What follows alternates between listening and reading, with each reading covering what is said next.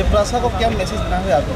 हम लोग 13 सीट जीते हैं, एक सीट में अभी भी काउंटिंग चल रहा है, लेकिन एक पार्टी, आंचलिक पार्टी जिसने किसी से सहायता नहीं लिया और खुद के बलबूते में लड़कर 13 सीट लेकर आए, उसका एक मैसेज गया है कि हम लोग अगर एक रहेंगे तो हमें कुछ मिल सकता है। अब देखते हैं आने वाले दिन में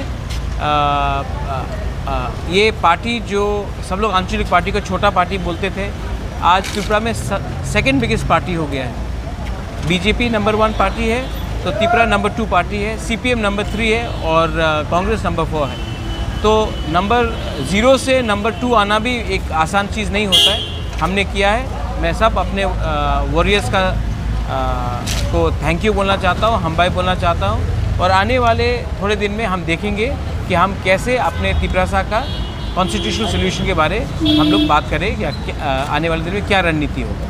त्रिपुरा मथा को जो चिकन पार्टी बोलने वाले वो सीट चैंपियन हुआ क्या?